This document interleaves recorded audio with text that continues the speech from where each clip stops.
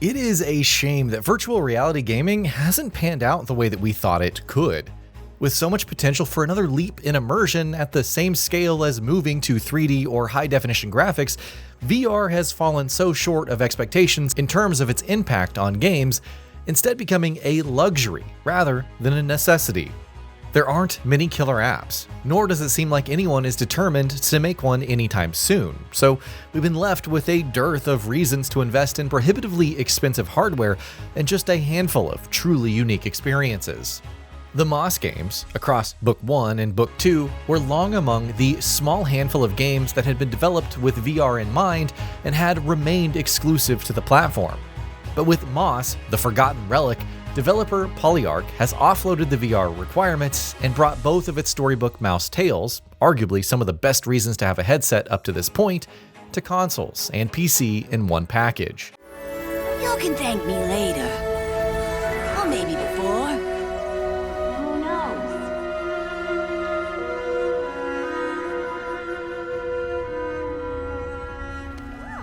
Quill searched the castle entrance for her uncle's sword. He'd insisted they'd never reach the king's glass without it. Quill was shocked to find it hiding in plain sight. She must have missed it last time around.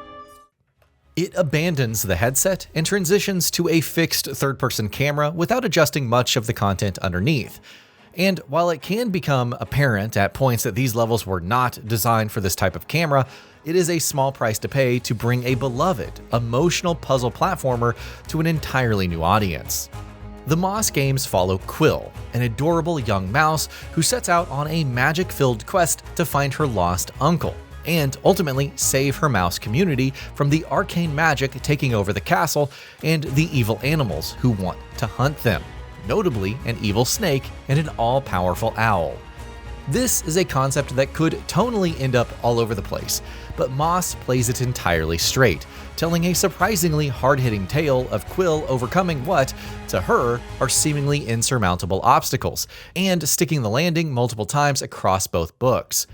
Without speaking a word, Quill exudes joy and determination, and the adorable animation style makes her someone you truly root for and want to protect. Fortunately, you can do just that. Because where the twist lies with Moss is that while you do follow Quill, you don't play as her. Instead, the titular books are literal books, and you play in first person as the reader, paging through them and getting immersed in a way that good books often do.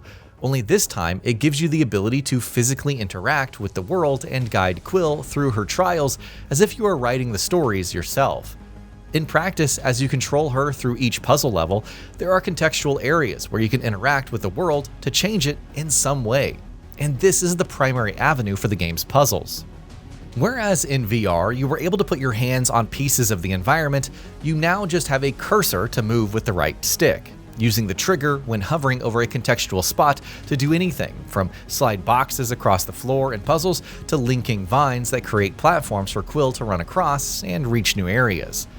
She knows you're there too, and she frequently looks directly at the camera to thank you or give you a high five, which always got a smile out of me.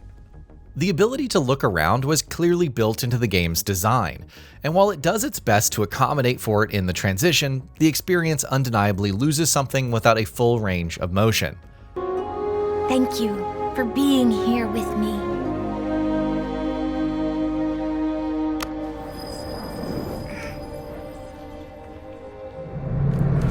She'd left Uncle Argus alone for too long. He could be in grave danger. With a screen wrapping 360 degrees around your head, the originals built a strong sense of scale and atmosphere that the headset experience enhanced because it was so much easier to feel how small Quill and her family were compared to the rest of the world, nailing the feeling that you were truly the reader with a bird's eye view of this story as you were conjuring it. But in some ways, that's more of a compliment to the originals than a complaint about the Forgotten Relic, because there's really no way around losing some of that immersion when transitioning from VR to a fixed third-person camera. This remains a phenomenally strong emotional experience across 2 games, and 8 to 10 total hours, with an absolutely gorgeous score and a story that tells a classic hero's journey in a familiar but interesting way. It retains some of its VR visual idiosyncrasies, but accompanied by great narration and a fun presentation when you back out and flip through the pages of the book to advance the plot. The entire experience remains incredibly memorable. Where the transition from VR becomes a little more apparent, though, is in the level design. You guide Quill through half a dozen or so puzzle rooms per chapter, the vast majority of which require you to simply find a route to an exit on the other side. The puzzles are never overly difficult, and at their best, they are tests of your spatial logic with some sequencing of Quill's and your own interactions to open certain doors and reveal new pathways to get her where she needs to go. I particularly enjoyed using my powers to control different bugs to act as minions who love to stand on pressure platforms on the other side of the level. The issue is that these environments were often clearly made to be played with an ability to peek around corners or look around from different angles. While the fixed camera angle tries to maximize visibility, it can't always do so, and the spots where it does zoom in or change angles are contextual and less prevalent than they could be. Indeed, it can add a bit more fun to the exploration if it's hiding a collectible or a secret, of which there are many, but there were a few too many times where a puzzle solution or critical pathway was hidden behind some visual obstruction in the foreground. Both games also feature combat against other creatures of Quill's stature, like spiders and beetles. I can't say I ever looked forward to combat compared to the puzzles or the story moments, but fights are typically short and sweet, especially since your bug controlling ability also allows you to take control of the ones that shoot projectiles. Quill learns new abilities over time too, that allow more powerful and ranged attacks.